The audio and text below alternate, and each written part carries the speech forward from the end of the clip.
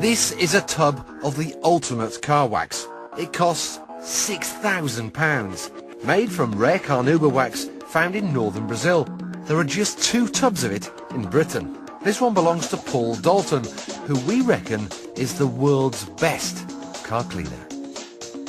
Almost every day he's cleaning an Enzo or a Zonda, and specialists like Lamborghini Wickham, with their roster of eminent collectors and celebrity clients, only use Paul. He charges up to £5,000 to wash a car using exact science and clinical precision. He's agreed to reveal to us each step of the process. This is basically a citrus degreaser which will remove all the grime which is on the lower half of the vehicle. It's £55 for 5 litres. Not a cheap product, but it's definitely the best. Step 2 is rinsing the car, but not with water straight out of the tap. Paul keeps it around 35 degrees C to be kind to the car.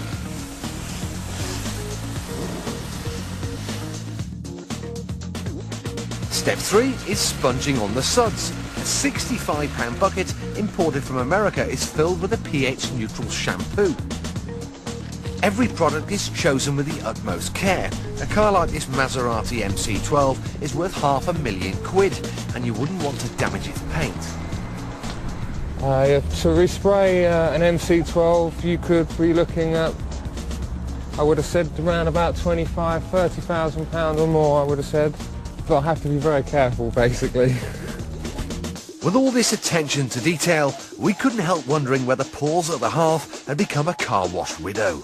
I think sometimes she might get a little bit jealous because I spend more attention to cars than my girlfriend. After more rinsing, the next step is to towel the car dry. No chamois leathers here, just high-tech microfiber blankets. Then it's onto the wheels with a special gel. Basically it's a wheel gel that won't corrode the wheels or damage them in any way. There's a lot of products out there which are basically acid, and primarily their main job is to clean concrete, not wheels. This is about £75 for 5 litres. Well, one of my customers, he's got a £120,000 GT2 Porsche. Being jet black, it had the same problems, swirl marks and light scratches at the beginning, but now it's absolutely perfect, and he basically sits in his garage with a glass of wine and looks at it, which is, I think, fabulous really. But I've managed to be able to transform his vehicle to better than when he picked it up. Most people would be happy to eat their dinner off this, but not Paul. To him, the car is still filthy. To reflect light perfectly, you need a mirror finish, and this special £20 block of clay picks up microscopic bits of dirt that would otherwise diffuse the light. But the paint still isn't perfectly flat. There are hundreds of fine scratches preventing a deep gloss. It's out with the ultrasound depth gauges worth £3,000, and this is so Paul can work out how much paint he's got to play with before he starts rubbing the scratches out 1/1000th of a millimetre at a time.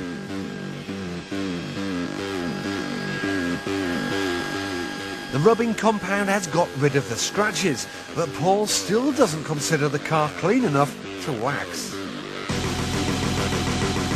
Once the lacquer is perfectly re-level, this is prepping the paintwork ready for the wax. You're looking at around about £35 a bottle for this. You're looking at about £16 for 2 towels basically, which is a lot more expensive than towels I dry myself with. At the end of the day, it's finally time for the £6,000 wax, all lovingly massaged in by hand. When it's in there, it's an enzyme. The warmth of your hands and the air acts as a catalyst to turn it into a wax. So it's not actually a wax until it's on the vehicle. It will set harder than concrete and should last about 6 months. The lustre is undeniable, but this has been a relative catlick by Paul's standards. He's already got 2 Bugatti Veyron owners signed up to his top-of-the-range 61-step car wash. So, does nothing faze him? Biggest nightmare is bird droppings. A client can ring me up at any time and I'll jump in the van and basically go to wherever they are to clean it off.